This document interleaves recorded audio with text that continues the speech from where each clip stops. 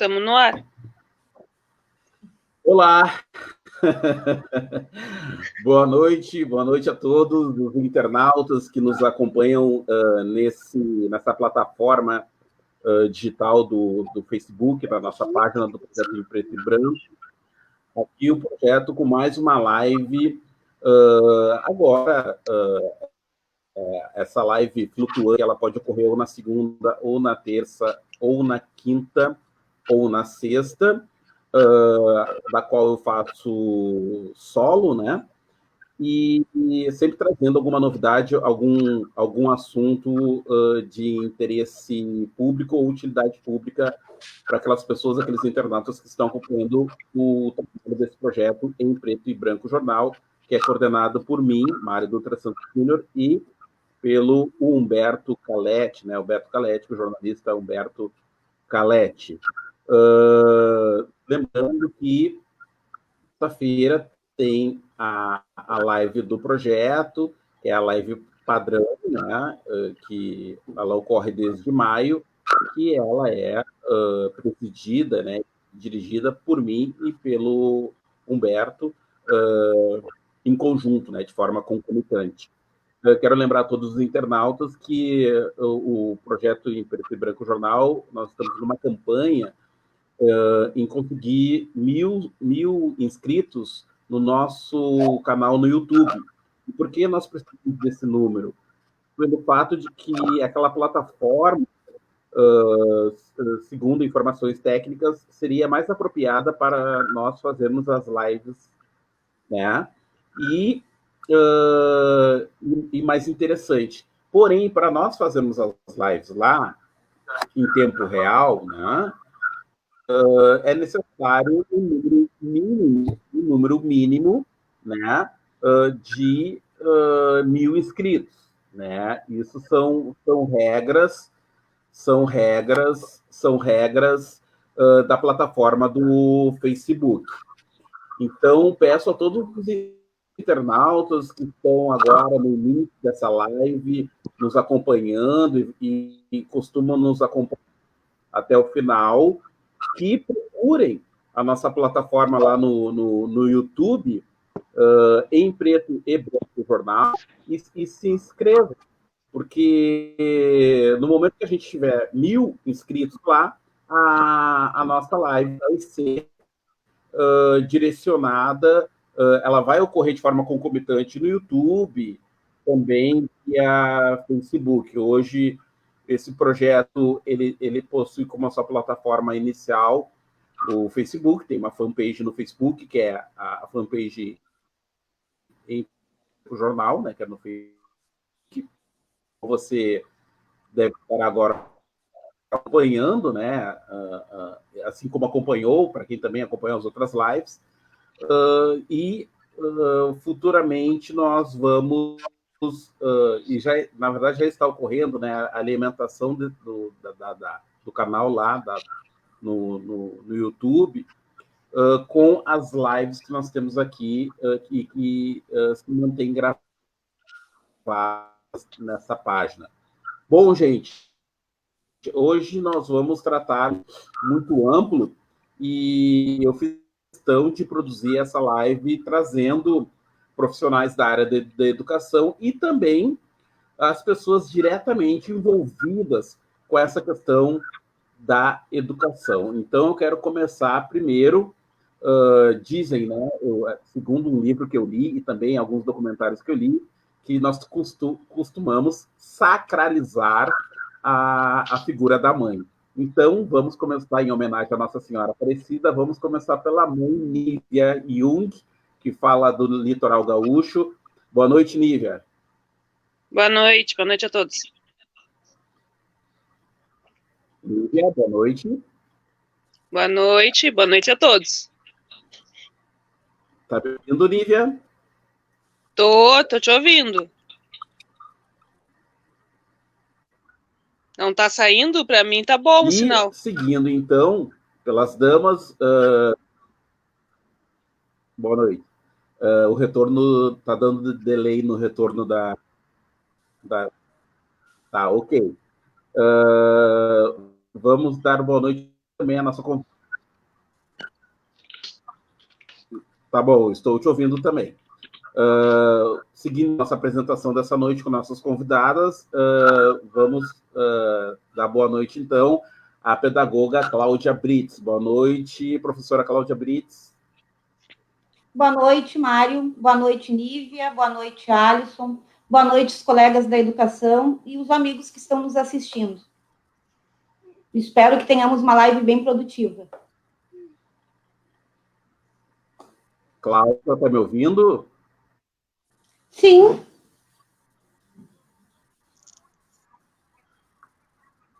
Eu acho que o teu retorno está ruim, Mário.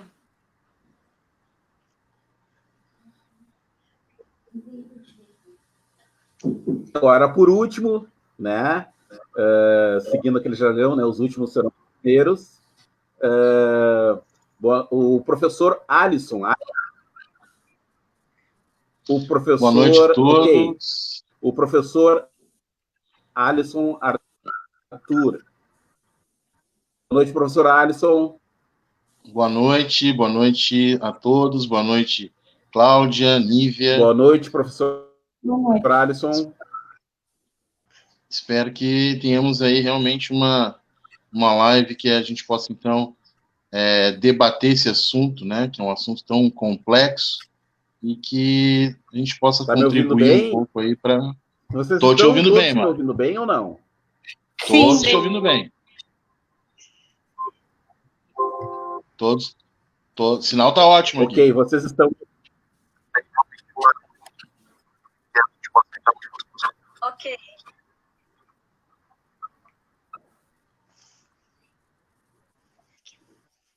Ok. Eu acredito que o sinal do Mário está ruim. Sim, é. Ok. Eu acho que a minha fala... Tá. E quando eu falo, a minha fala chega rápida? Sim. Para mim, né? Não, para mim... Mais ou menos. Depende. Tu tá falando e não...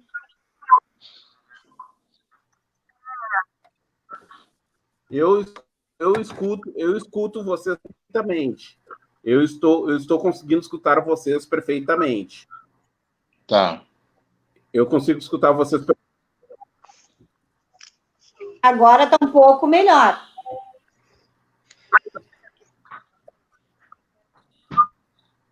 Tá, ok. Eu vou trocar aqui de plataforma, tá? E vou pedir para vocês. Vou começar então pela professora Cláudia, para ela. Ok, eu vou começar então pela professora Cláudia, para ela começar, digamos, a nos falar um pouquinho sobre essa questão da educação, né? Que nesse momento nós estamos vivendo, né? Qual é a visão dela enquanto pedagoga, né? Desse momento que nós estamos vivendo hoje, da transformação da educação como um todo, né? Certo. Bom, primeiro eu acho que eu vou falar um pouquinho do meu currículo, do meu conhecimento, até para falar da parte da educação propriamente dita, né, do momento que estamos passando. Eu sou pedagoga, eu atuo no município de Sapucaia do Sul já fazem 22 anos. Esses 22 anos eu tive... Será que ela me ouviu? 5 anos na supervisão escolar, tive 4 anos em direção de escola e 6 anos em vice-direção. Trabalhei também em escola particular, em outros municípios. Então, tenho uma visão bem abrangente, assim, de diversos lugares, diversos meios. Bom, primeiro, eu acho que eu vou falar um pouquinho do meu conhecimento.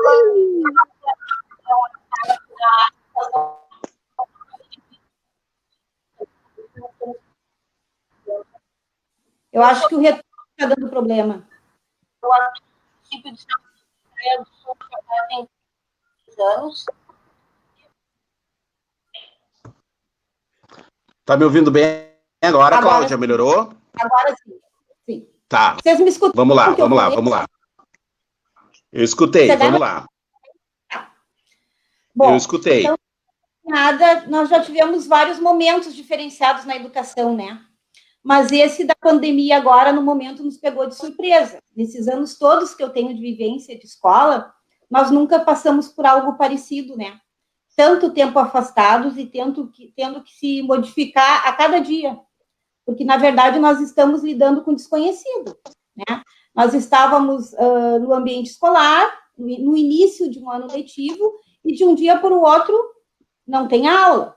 Aquilo que era para ser uma semana, 2, um mês, já estamos aí em agosto e nada de previsão de retorno. Então, nós tivemos que nos reinventar, né? Enquanto educadores, enquanto gestores, enquanto Secretaria de Educação também, e ver caso por caso, situação por situação. Nós estamos com atividades à distância, né? Os professores estão encaminhando para os alunos. Nós temos a parte de quem não tem acesso à internet, que está difícil de ter acesso a essas atividades. O nosso município estava entregando a atividade física para os alunos que não tinham acesso à internet. Só que como nós entramos em bandeira vermelha, também não temos agora, no momento, essa entrega física. Então, nós temos várias dificuldades que nós estamos aprendendo a lidar com isso. Então, é um aprendizado a cada dia, né? A cada momento. E isso está todo mundo trabalhando e crescendo junto. Porque, na verdade, a gente não tem uma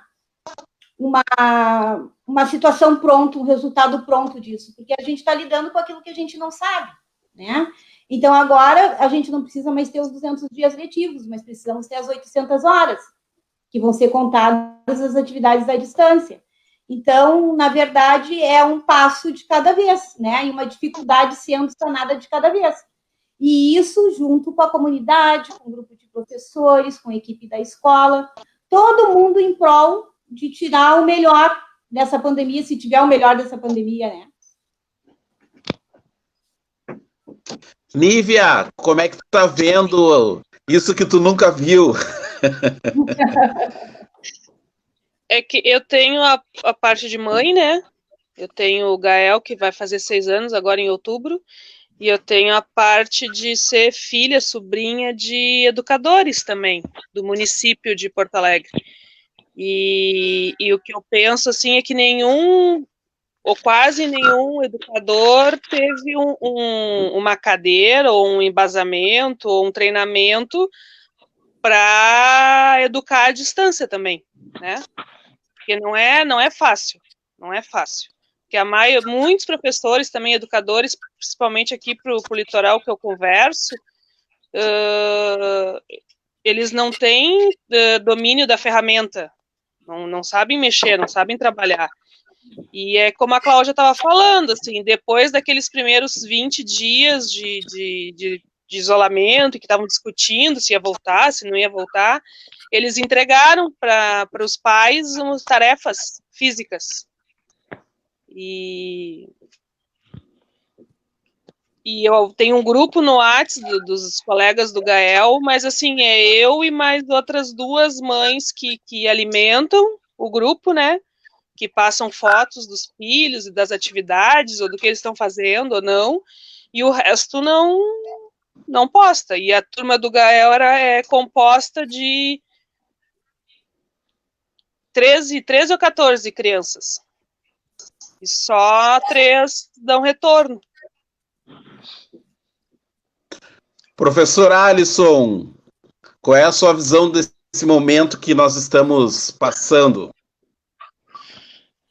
Olha, é um momento que, sinceramente, acredito que nenhum de nós esperávamos estar passando por isso.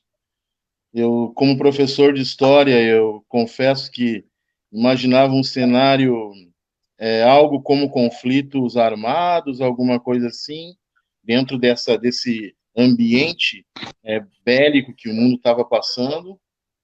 e nós fomos surpreendidos aí por um inimigo, né, entre aspas, invisível, que já levou milhares de pessoas a óbito e ainda vai levar outros tantos, né? Então, tudo isso mexeu com o nosso emocional. Alô, tá me ouvindo? Sim, sim, sim. É que congelou a câmera aqui para mim, por isso que eu tô, mas se você está me ouvindo, tranquilo. Então, tudo isso mexe com o nosso emocional ao longo de... Né,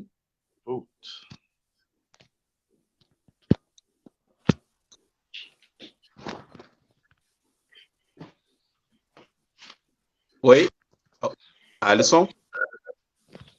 Acho que houve algum problema lá com o Alisson. Acho que deu algum problema técnico lá com o Alisson. Bom, o que o Alisson estava dizendo é que, de certa forma, essas questões, de alguma maneira, estão afetando, né? Estão afetando, digamos, o dia a dia das pessoas, em geral, não só dos pais, como dos alunos, como, enfim, né? De todos em geral. Isso, de certa forma, se não atinge de forma direta ou indiretamente, e ele estava se atendo à questão até emocional. Eu queria me ater um pouco sobre digamos, eu vou botar um mute aqui no, deixa eu ver, no microfone do Alisson.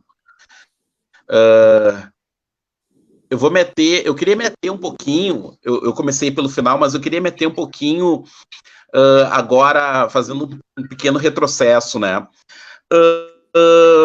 A gente está com uma situação nova, que nós não esperávamos, e que faz com que nós, digamos, retornemos, né, a resgatar questões que nós já tínhamos abandonado. Por que eu estou falando isso e quais são essas questões? A questão de ficar em casa, né? A questão de ficar em casa. O fato de ficar em casa, tanto tempo já não era mais comum, né? E esse evento novo, esse fato novo da pandemia, trouxe, sim, essa questão de nós nos tornarmos mais, digamos, caseiros, né? E isso, com certeza, alterou a rotina de todos nós. Eu pergunto o seguinte, professora Cláudia, os pais estavam preparados ou estão preparados para educarem, se responsabilizarem por essa educação dos filhos em casa, essa educação que tradicionalmente é direcionada a responsabilidade dessa educação à escola? Olha, Mário, eu penso, a princípio, que não, né? Ninguém estava preparado para uma situação dessas, né? E por mais que a gente pense quem está fora da educação, que é muito fácil, né? Um professor ficar 4 horas com um aluno lá, ou tem muitos comentários também que agora o pessoal está dizendo, o professor não quer voltar, porque não quer trabalhar. Tem tudo que é tipo de comentário aí fora, né? A gente ouve N falas por aí. A responsabilidade da parte de educação, da parte cognitiva de uma criança, não é fácil, né? Nem para quem tem uma formação, nem para quem tem experiência. Eu imagino, no caso, o que não deve estar sendo. Deve estar sendo bem complicado. Até porque é uma situação atípica, né? Ninguém esperava isso. Se um aluno hoje, em aula normal, digamos assim, presenciais, tem dúvida em algum conteúdo que ele não saiba, amanhã ele pergunta para o professor, certo? Vai resolver a dúvida dele. Hoje nós não temos isso, né? Hoje o pai tem que auxiliar da forma que ele conseguir em casa. Então, eu acho assim, para o pai, está sendo um novo aprendizado até de conviver com esse filho, porque muitos pais não convivem com seus filhos, né? Então, eu acho assim, ó, é uma questão de reaprender, de reorganizar a sua vida e ver de que forma pode auxiliar melhor esse aluno. Porque o conhecimento que é dado na escola, por mais que a gente se empenhe, o pai não vai conseguir fazer igual, né? O pai, por enquanto, vai conseguir fazer o que ele tem, as limitações dele, né? O professor também está dando a sua aula dentro da sua realidade. O professor também tem problema com a internet, muitos professores não têm notebook, né? Também tem limite de internet. Todo mundo passa pela mesma situação. E nós estamos reaprendendo a conviver com isso, né? Então, é novo para todo mundo. E eu acredito, até tenho certeza, que ninguém estava preparado por um período ou uma situação assim. Até porque nós temos muito medo do novo, né? A questão da informática, muita gente tem medo e não gosta por medo, né? E agora a gente não tem opção. Nós vamos ter que encarar a informática, não tem como. Agora, no momento, é tudo online. Então, é se abrir para o novo e tentar fazer o melhor possível dentro do seu papel. Nívia, o que mais mudou na rotina tua e do teu marido e do próprio Gabriel depois da pandemia? O que mais alterou a rotina de vocês? A gente é uma família bem caseira, assim, então nossa rotina é trabalhar, é supermercado, uma pracinha no final de semana e tá em casa. A gente não era de sair e ter que jantar fora, qualquer coisa assim. O que pesou mais, assim, é que quando a gente se mudou para cá, é só nós três. Não tem vó, não tem, no meu caso, mãe, tio, tia, para dar um suporte de... preciso ir resolver uma coisa no banco, preciso ir resolver alguma coisa. Então, é eu e o Gustavo dividindo a responsabilidade de ficar com o Gael. E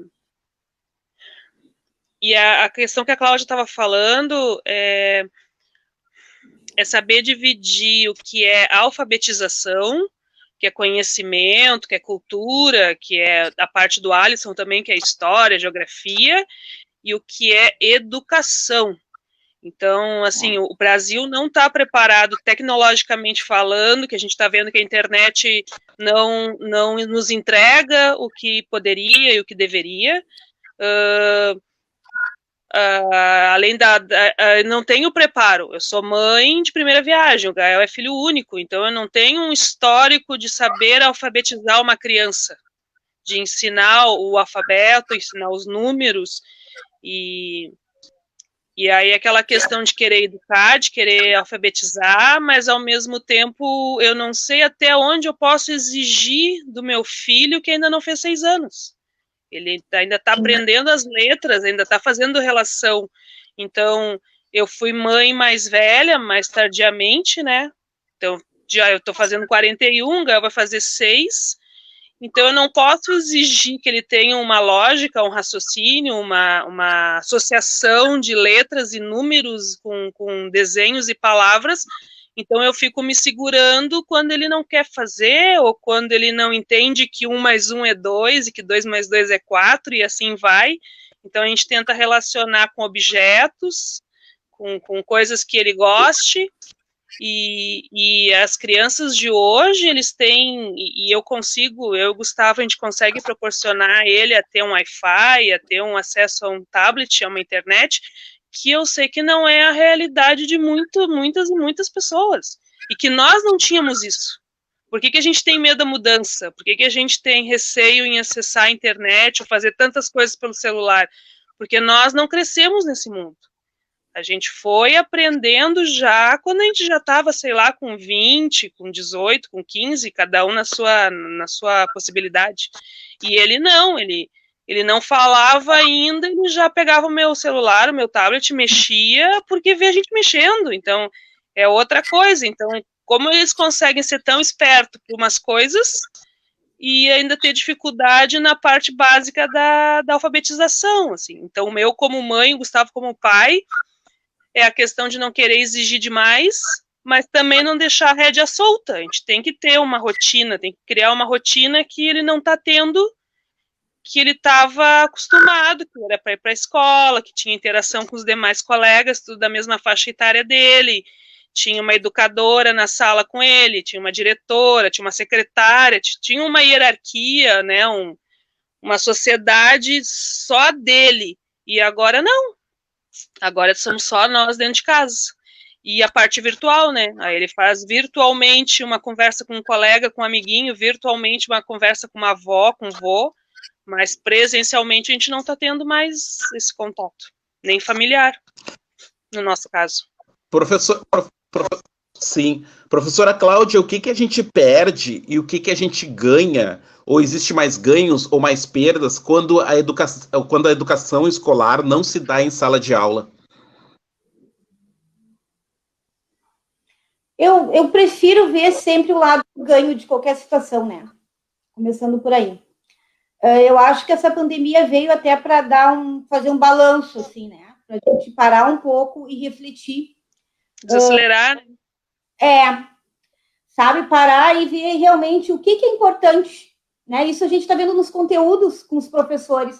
O que realmente é importante eu passar para o meu aluno, né? O que é básico, o que é essencial para ele, né? Então, vai ser assim que vai funcionar o nosso planejamento de agora em diante, pelo menos neste ano, até completar o ano letivo, que a gente não sabe ainda a data de término. E acho que em casa também, né? Porque a gente estava tanto no automático, tu chega, tu toma banho, tu organiza filho, tu sai para trabalhar e ajuda no tema e já está pronto, vai tomar banho, vai dormir. E hoje não, né? Hoje nós fomos obrigadas a nos reorganizar a nossa rotina e o nosso dia a dia. Eu não tenho filhos pequenos, né? Eu não tenho filhos pequenos, mas o que eu vejo, assim, dos pais comentarem, das colegas comentarem, que hoje estão tendo um outro olhar para essa questão do convívio com o seu próprio filho. Estão enxergando o seu filho de uma forma diferente, né? Então, eu acho que isso é um ganho muito grande, muito grande. Nós estamos nos percebendo, nos enxergando melhor. Nós estamos nos olhando, né? Eu trabalho em escola, tem dias que a gente passa pelas pessoas, a gente não se enxerga. E agora a gente está se enxergando sim. A gente tem que frear e tem que parar. Então, eu acho isso muito positivo. E acredito que, olha, 80% das pessoas vão voltar dessa pandemia de uma forma diferente. Alguma coisa vai mexer, né? Com aquela história do automático, do fazer por fazer, do saber que é aquilo todo dia, do mesmo jeito, da mesma forma, não dá mais. Então, a gente vai ter que ressignificar as coisas. Então, eu acho que isso vai ser bem positivo.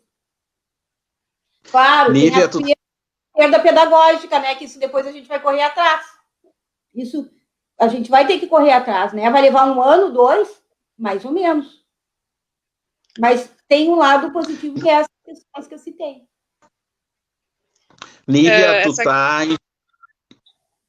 tu tá enxergando os professores de uma outra maneira? Tá sentindo Quem tá sentindo mais saudade dos professores do Gabriel, tu ou ele? Eu acho que ele sente mais saudade dos colegas, né? Por conta da faixa etária dele, ele ainda não tinha uma exigência de tema de casa. Claro, tinha as tarefas também que vinham para casa, mas não é aquela coisa de criança que já está na primeira, segunda, terceira série, né? Então, ele tinha as atividades, mas não era uma exigência. Uhum. Na verdade, no início foi tudo muito confuso. Muito confuso, né? A gente tinha a nossa rotina, mas era aquilo que a Cláudia falou, eu acordava de manhã cedo, ajeitava café, merenda, essas coisas, acordava ele, arrumava ele, levava ele para a escola, e ele estava turno integral, a gente tinha conseguido um turno integral para ele aqui, e aí o Gustavo ia trabalhar, eu entrava antes, saía depois, aí eu ia na escola, pegava o Gael, trazia para casa, e essa, bem que a Cláudia falou, é dar banho, é fazer janta, fazer atividade, aí se estava tempo bom ainda, ele queria brincar no pátio, andar de bicicleta, essas coisas, mas depois já tinha que dormir cedo, para acordar cedo no outro dia, e agora não, agora eu tive que me adequar a energia dele, Então, a gente segue dormindo cedo e acordando cedo, porque faz parte de nós desde o início, desde que ele nasceu, mas os horários tiveram que mudar. Então, eu tenho que vir almoçar em casa todo dia, meio-dia, porque ele tá, e aí ele não entende quando eu não venho, ele quer me ver, ele quer saber onde é que eu tô, e como a Cláudia falou, ainda é muito incerto o futuro, mas, por um lado, a sensação que eu tenho até conversando com outras pessoas e outros pais, ou até pessoas do meu convívio, é uma questão de desaceleração externa da rua, do seu envolvimento com os de fora, e uma parte de conscientização interna, de que saber que tu tem que talvez isso até, como a Cláudia colocou, melhore no futuro a questão da alfabetização, se os pais realmente se voltarem para os seus filhos e para dentro de casa, a questão de impor limites, a questão de ensinar o que é certo e o que é errado, porque eu, como filha de professores e sobrinha de professores, eu via que essa questão de limite, de autoridade, de respeito, vinha se perdendo porque as crianças não têm mais uma base familiar, né? Independente do pai e a mãe estar junto ou não, estavam sendo criados muito solto, assim. E eu vejo até pelos colegas do Gael, assim, a questão de coisa bem básica de escola infantil, assim, meu filho mordeu o outro, meu filho puxou o cabelo do outro. Daí o Gael, não, digo, pra que tu vai morder ele se tu não quer que ele te morda? Pra que tu vai puxar o cabelo do outro se tu não quer, né?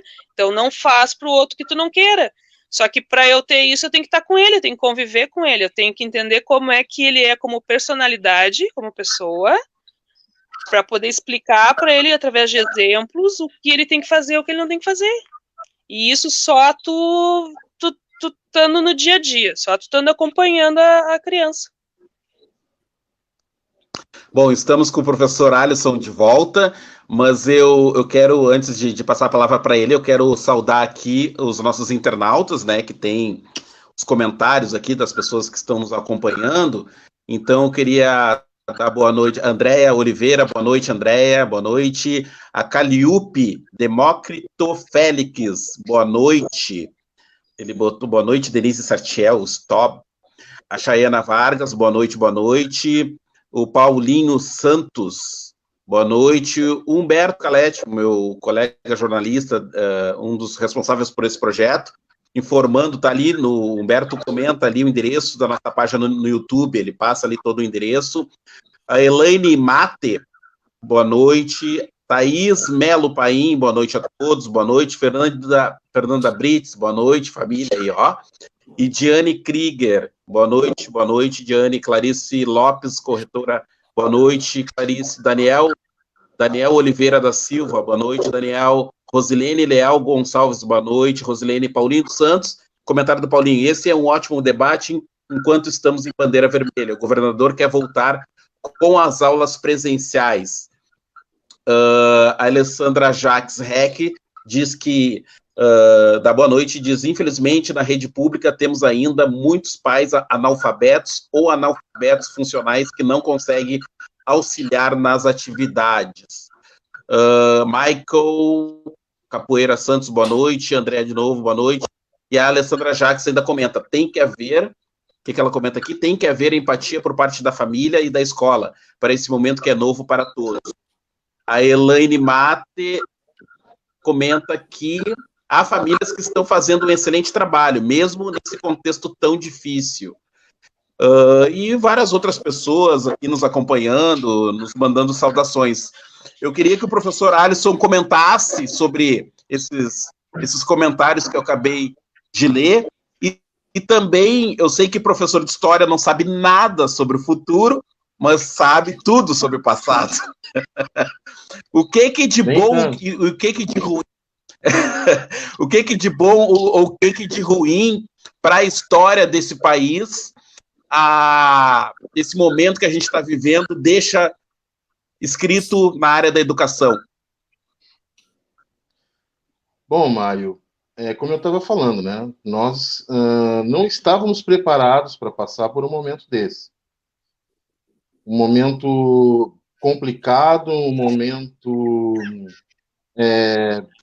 complexo, de difícil compreensão, por vários pontos, né? Eu trabalho com os alunos no 7º ano do ensino fundamental, em uma parte que se chama peste negra, né? E a peste negra, que foi uma das doenças mais mortíferas aí, e de um entre 3 europeus morreram por causa da peste negra. E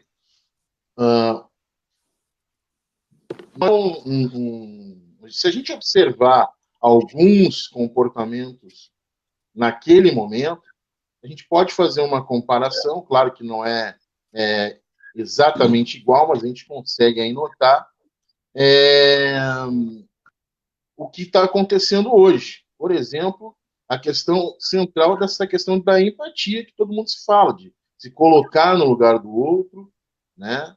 Então, como é que estava acontecendo lá, como é que estava acontecendo aqui, qual o papel, né, da instituição igreja lá e qual o papel dos religiosos hoje. Então, a gente pode buscar, né, fazer essa análise para tentar compreender o que os historiadores daqui a 50 e 100 anos vão ter o desafio, e esse será um grande desafio, de entender esse nosso mundo do início do século XXI, que é um mundo extremamente complexo, por vezes violento, né?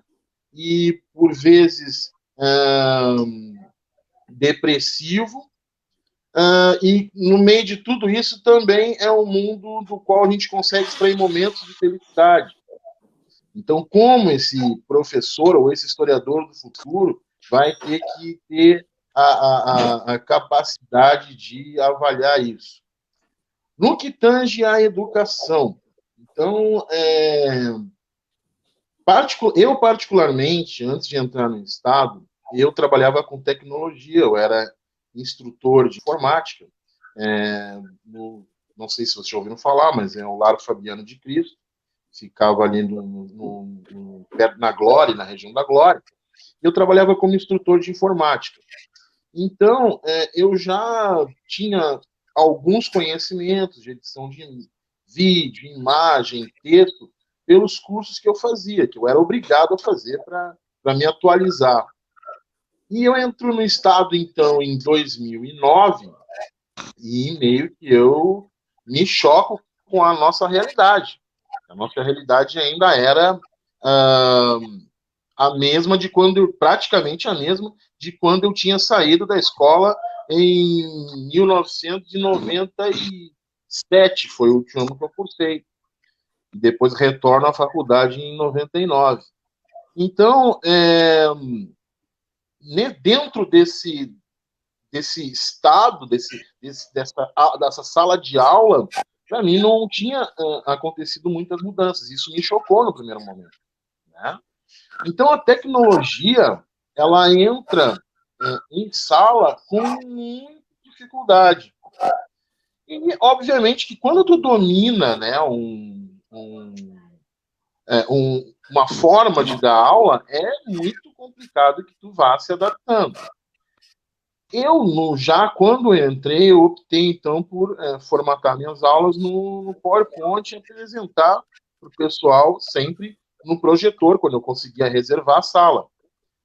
E eu, há um bom tempo, eu já conseguia compartilhar, eu fazia site, ali o aluno baixava o texto, enfim. Isso durou uns 2, 3 anos, até que alguns pais começaram a reclamar que os alunos não utilizavam o caderno. Então, foi a primeira resistência, assim que eu notei, foi por parte dos pais, porque eles precisavam ver aquilo materializado, eles não conseguiam entender que aquele arquivo, né, se ele ficasse no celular ou no computador, ele poderia ser acessado de qualquer forma. Então, essa primeira resistência, né, eu não mudei o estilo de dar aula, mas aí eu tive que trocar, permitindo que os alunos pudessem copiar, ou resumidamente, ou não, para o caderno. E sempre conversando com os colegas, né, da necessidade da gente ir implementando gradativamente a tecnologia e também compartilhando os meus sonhos, ou seja, que cada aluno tivesse ou o seu tablet ou o seu computador em sala de aula, para que a gente pudesse, então, facilitar a nossa vida, né? Porque a tecnologia, quando ela é utilizada de forma coerente e quando a gente domina ela facilita a nossa vida, né? Pois agora nós chegamos num momento em que a gente está tendo que se adaptar a jato. E esse rompimento é muito complicado, né? Ele é muito complicado porque tu tem que dominar uma larga, né? Depois aqui eu vou falar um pouco da experiência do Google Sala de Aula, se vocês quiserem, né? Tu tem que dominar um leque de coisas para fazer, é bem complicado no meio dessa tensão toda, dessa carga de responsabilidade que a gente acaba absorvendo, porque o professor é assim, né? O professor, ao contrário do que muitos pensam, o professor se interessa de uma forma que só quem está lá dentro da escola para entender todos os papéis que nós somos obrigados a compartilhar, quer queira por uma questão ética, quer queira por uma questão afetiva, que nós acabamos desenvolvendo com as pessoas que nós passamos muito mais tempo, muitas vezes mais tempo, do que com nossos familiares. Então, todo esse complexo, né, ambiente que é o ambiente escolar, que vai muito além, mas muito além da transmissão da aula, do conteúdo propriamente dito. E agora a gente vai estar tendo de reinventar isso à distância. E não está sendo fácil. Mas, ao mesmo tempo, eu posso garantir para vocês que este professor aqui está aprendendo muito, né? Eu sou realmente um apaixonado pela tecnologia e eu posso dizer que depois que esses instrumentos estiverem dominados, vão ser muito úteis para todos nós, vão ser realmente muito, muito importantes para não só para esse tipo de emergência, mas para suprir algumas distâncias que carecem de ser supridas. Que tipo, Nívia, que tipo de tecnologia o Gabriel ele domina hoje? Ele domina celular, domina tablet, ele navega com tranquilidade nas redes sociais? E como tu fiscaliza isso? Como é que funciona isso? Como é que é a relação dele com esses... Ele tem um tablet que não tem chip de telefone, né? Então ele não consegue receber ligações nem fazer ligações. E ele usa o meu login no YouTube, por exemplo. E aí eu configurei o YouTube para ter um limite de agressividade, de conteúdo. Então tem alguns vídeos, alguns jogos, algumas coisas que ele não consegue acessar porque é bloqueado. E além disso, tem algumas outras coisas, talvez eu apanhe de alguém aí no chat, mas assim, meu filho não vê Lucas Neto, não segue porque eu assisto muita coisa que ele vê, eu participo de alguns grupos no Facebook e no Instagram, e eu não acho que é um conteúdo apropriado para uma criança que ainda não fez 6 anos.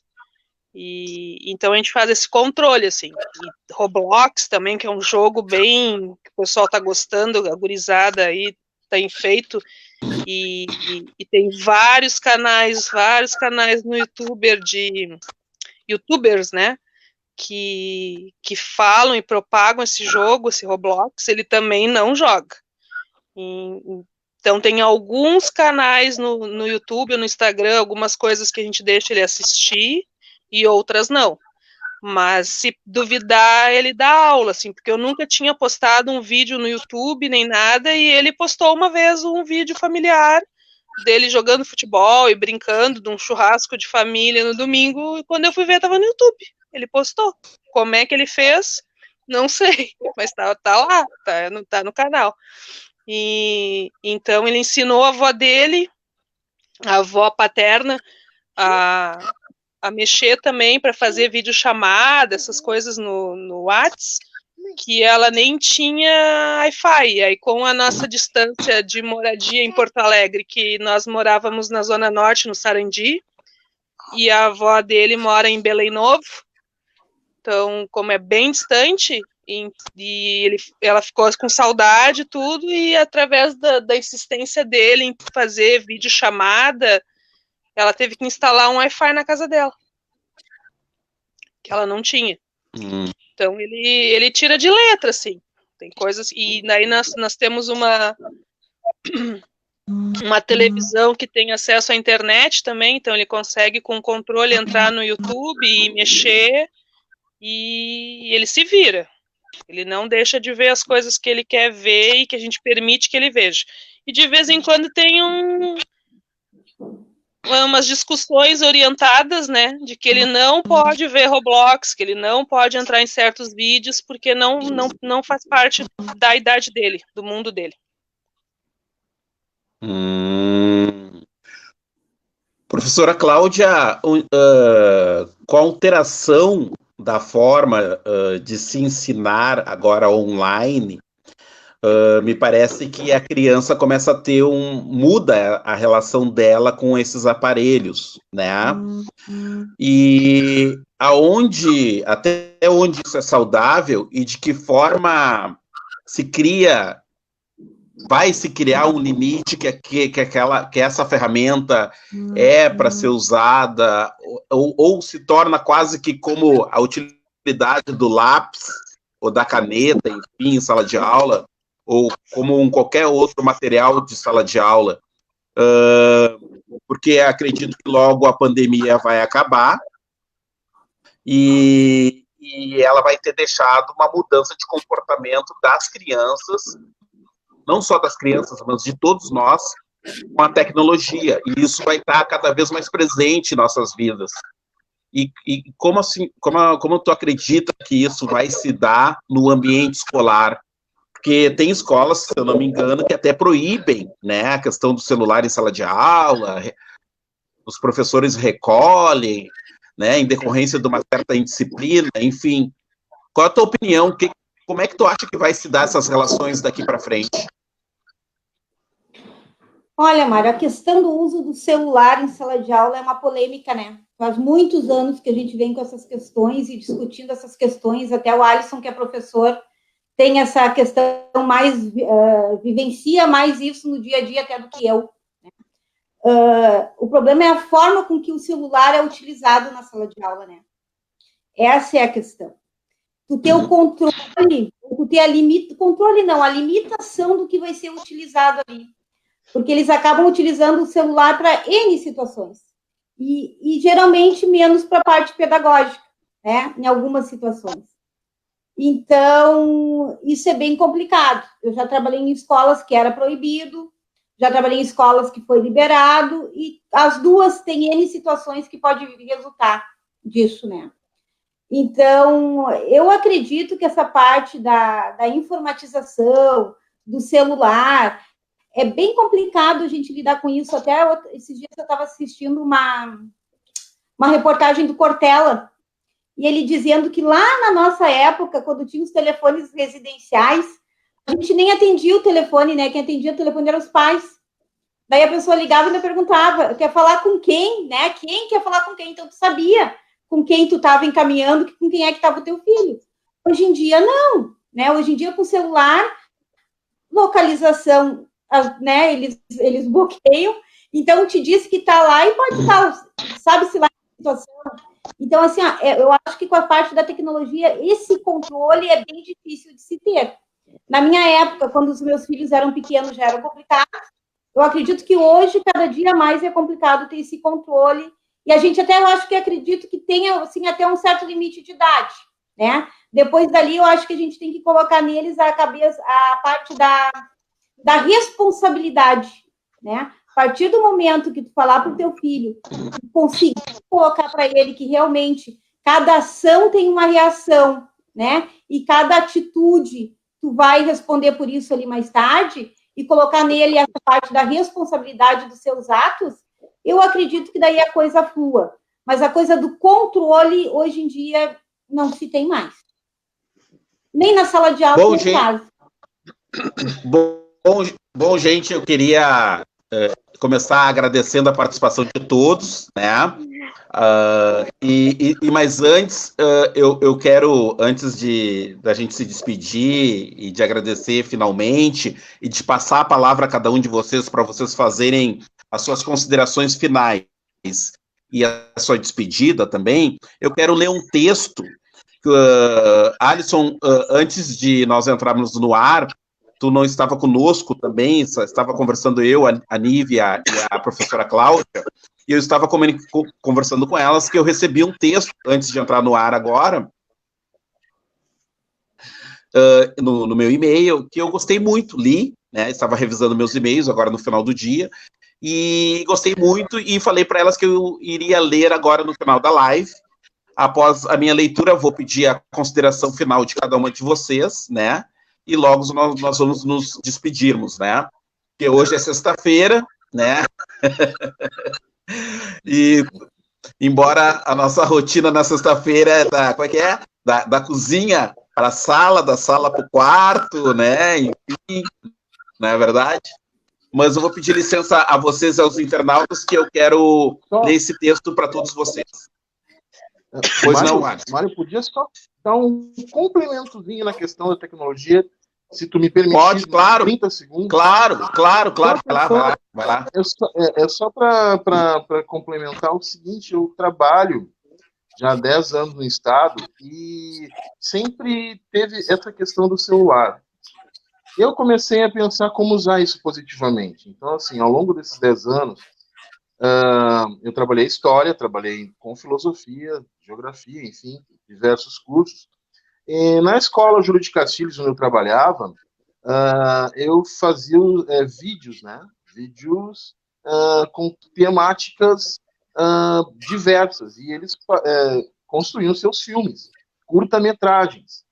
E eu posso garantir para vocês que cada resultado era um impacto fantástico, né? E eu também trabalhei com eles usando o celular para que eles desenvolvessem, por exemplo, um dos trabalhos que eu fiz era trazendo à tona o invisível, onde eles tiravam fotos de animais e de plantas que a gente passava despercebido na escola. Então, são lugares que a gente nunca vai prestar atenção se não tiver um olhar atento e filosófico daquilo. E eles construíram, além das imagens, que são belíssimas, poesias. Então, tu vai ler um texto, eu me lembrei exatamente desse resultado. E é uma tecnologia que eles dominam. Eles sabem gravar, eles sabem como enquadrar, né? Então, tu tem que usar a ferramenta em teu favor, em favor do aluno também. E são N resultados, né? Então, assim, quando me falam a questão de proibir celular, eu me incomodo muito.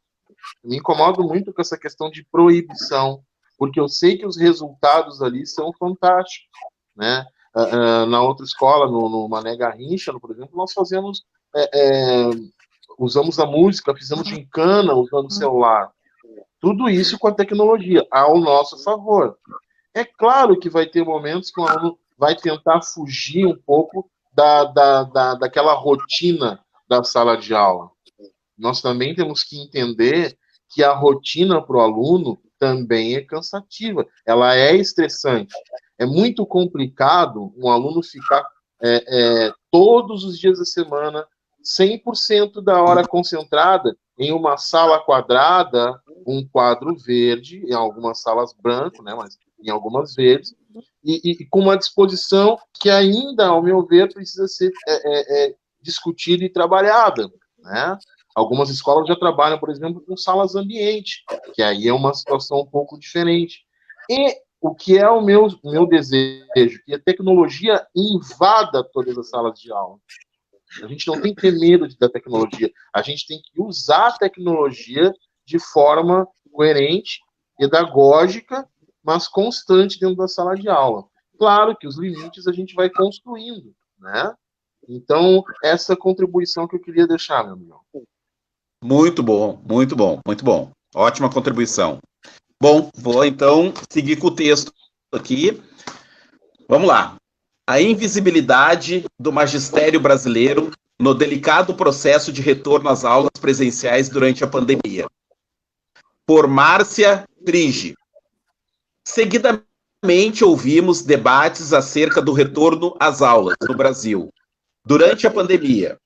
Sobre o assunto, falam os infectologistas, falam os médicos, falam as mães, falam secretários da educação, falam os prefeitos, vereadores. Ministro da Educação não fala porque não temos, ou temos. Falam os alunos, falam os repórteres, falam os programas de TV, só os professores não falam. Pior, sequer são mencionados nesse processo como se não fizessem parte dele. Hoje cruzei pela televisão no horário do programa Encontro. Sentei para ver a simulação de um ambiente de sala de aula, em que uma tinta foi usada para representar o novo coronavírus. Detalhe, nessa simulação só havia 2 pessoas na sala.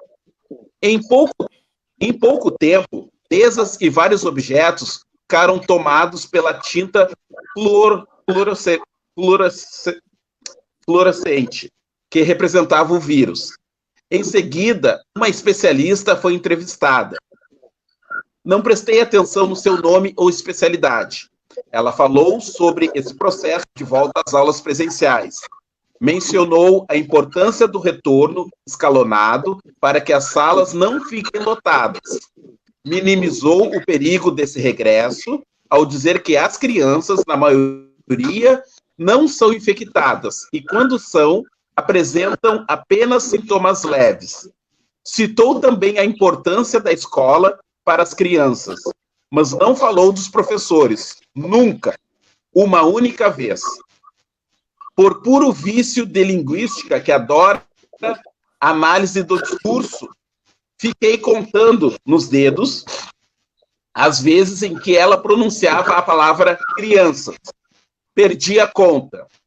Foram muitas, ao mesmo tempo em que esperava ansiosamente a inclusão da palavra professores. Não houve.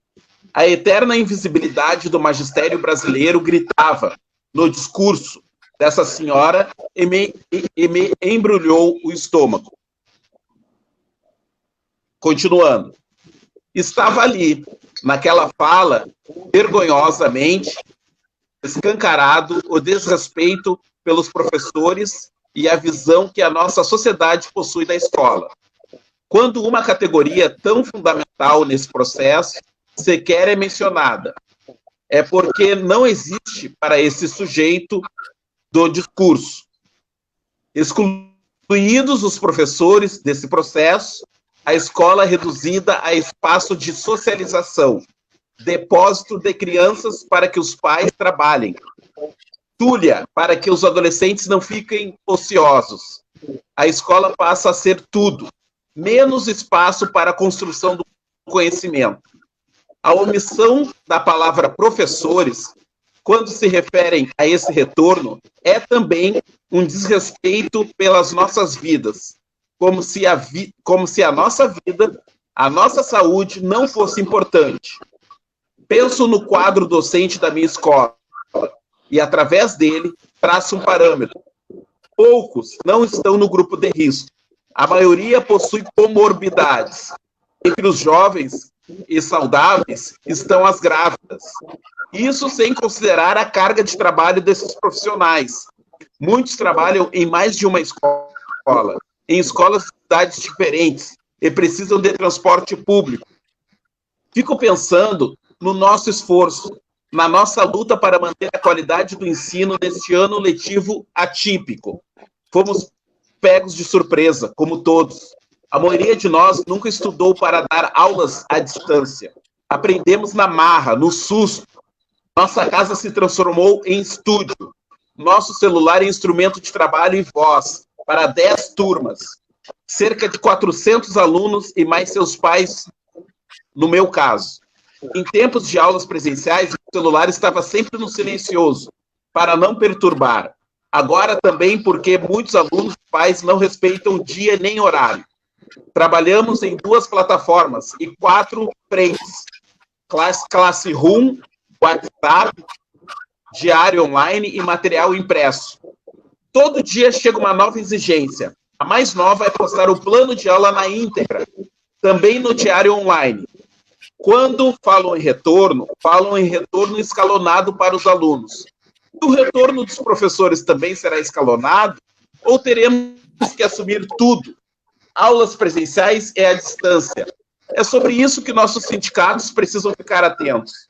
Não há como dar conta de aulas presenciais e à distância ao mesmo tempo. Se for assim, os que não morrerem de Covid-19 vão morrer de exaustão. Ainda tem as lives, quase todo dia, para que os professores escutem.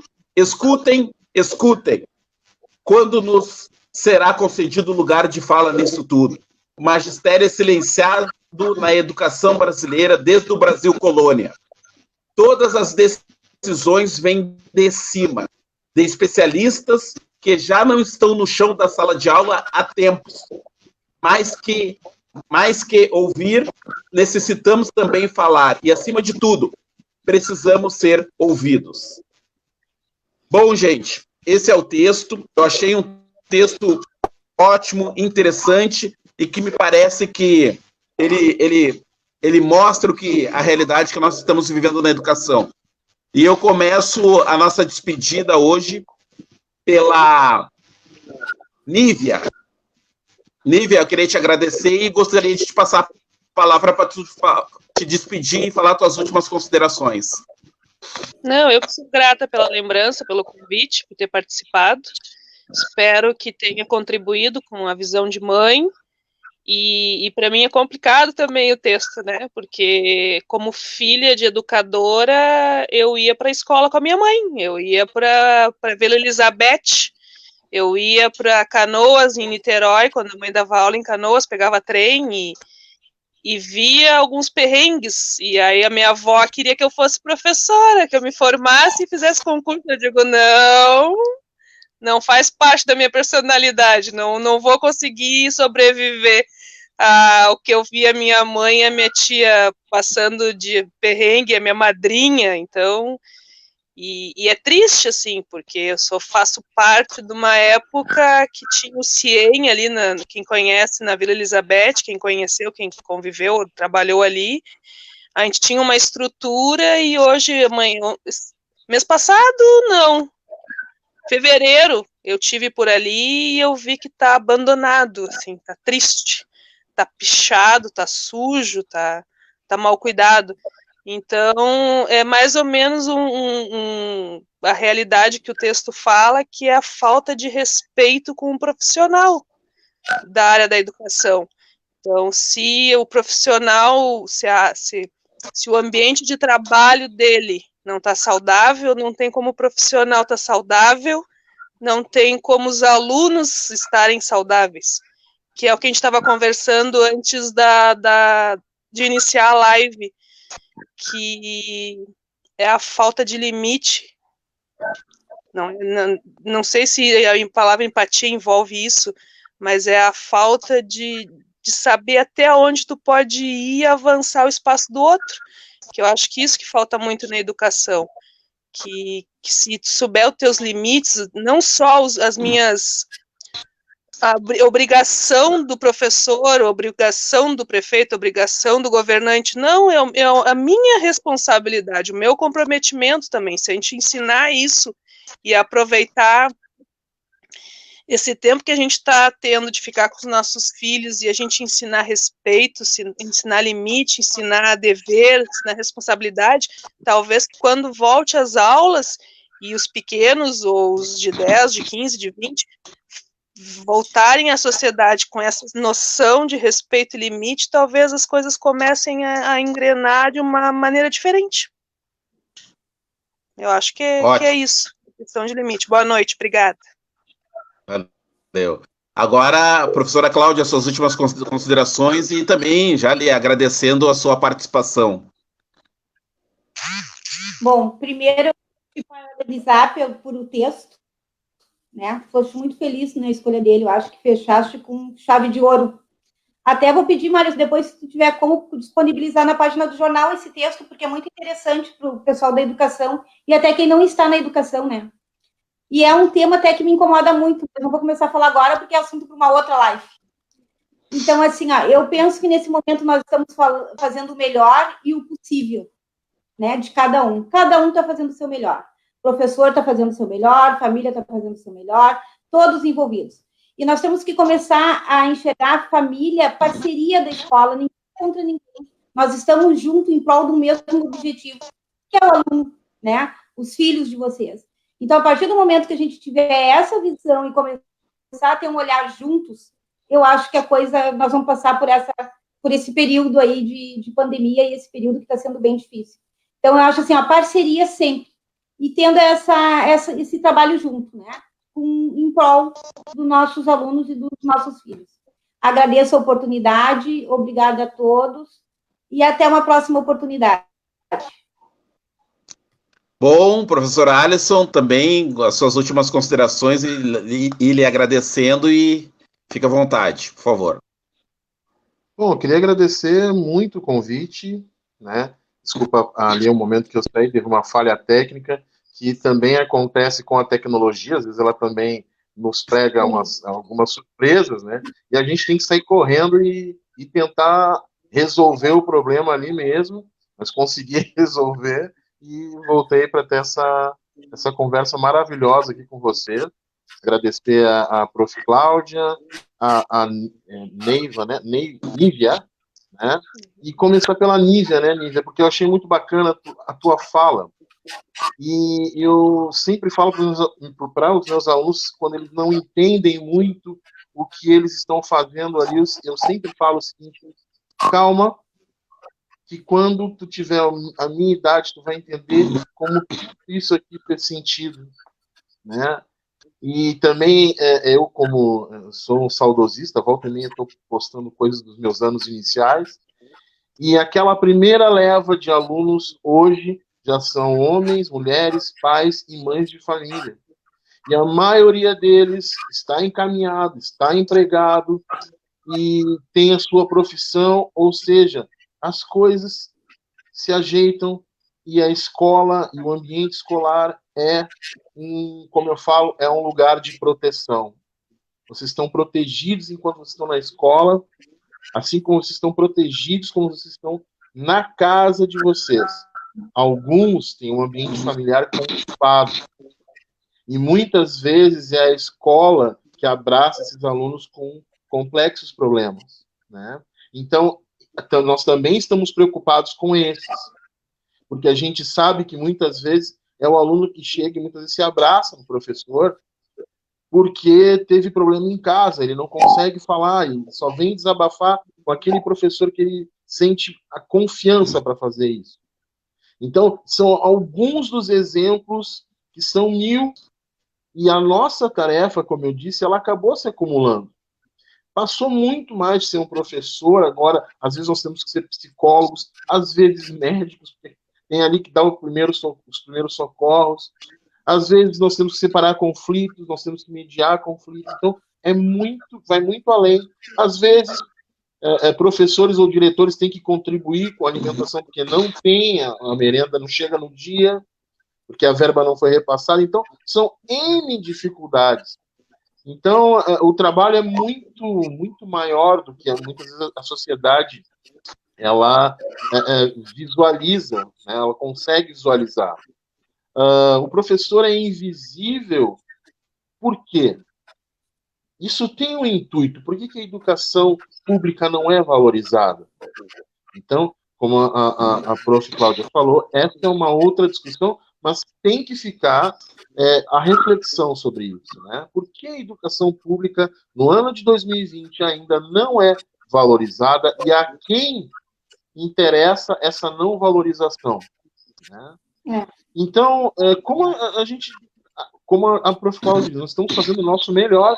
Eu estou aqui agora com o meu computador com uma série de vídeos que eu tenho que ver, que eu tenho que dar ok, que eu tenho que fazer atividades para comprovar que eu estou entendendo, para depois eu poder passar para os alunos. Então, é demanda de trabalho, eu tenho que montar as aulas, tenho que preparar os vídeos, então a demanda aumentou. Seria muito mais cômodo para nós voltarmos para a sala de aula, mas isso seria participar de um aumento de contaminação sem precedentes. Aí sim, aí nós teríamos 100% de lotação nos hospitais rapidamente, porque não temos as mínimas condições, nem de pessoal, nem de material de voltarmos agora, nem psicológico de voltarmos agora, né? Então, são essas as reflexões. Eu não acho, eu tenho certeza que nós vamos tirar coisas boas, né, dessa infelicidade, né, do ponto de vista de pelo menos fazer uma reflexão aonde nós estamos, aquilo que nos cerca, né, para pelo menos ter um pensamento crítico mais apurado. Então, eu agradeço, né, pelo debate, peço novamente desculpa pelas saídas ali,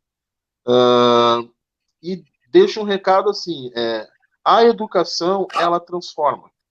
A educação é o caminho para que a Nívia, que foi aluna, por exemplo, hoje seja uma mãe responsável. Ela sabe, assim como todos nós, o que é o potencial do ambiente escolar e como transforma. Então, acho que isso é importante, assim como o Mário, assim como a Cláudia, assim como todos nós temos essa consciência de quão importante é a educação e nós, como professores, a preocupação extrema que a gente tem com isso. Porque a gente valoriza muito a nossa profissão, passamos por N dificuldades, mas a gente continua aqui. A gente é teimoso e continua aqui e cobrando e exigindo de uma forma ou de outra. Boa noite a todos. Bom, pessoal, gostaria de agradecer a todos os internautas que acompanharam aqui mais uma live do Projeto em Preto e Branco Jornal. Ela vai estar disponível na página do jornal no Facebook. Na próxima terça-feira estaremos aqui com uma nova live, uma live que vai ser divulgada a partir de amanhã, uma live especial, uma live que vai bombar, uma live bem bacana, vai bombar que nem essa. E na terça e na quarta estamos de volta, né? Na terça temos uma live, que daí vai ser com a minha apresentação, e na quarta tem a live com a apresentação comigo e mais com o Humberto Caletti. Lembrando, vão lá, deem uma olhada nos comentários dessa live aqui, tá o endereço da nossa página lá no Facebook, no YouTube, perdão, onde a gente precisa dos 1000 inscritos. Gente, obrigado, boa noite a todos e um bom final de semana. Boa noite. Boa noite. Tchau, tchau. Tchau.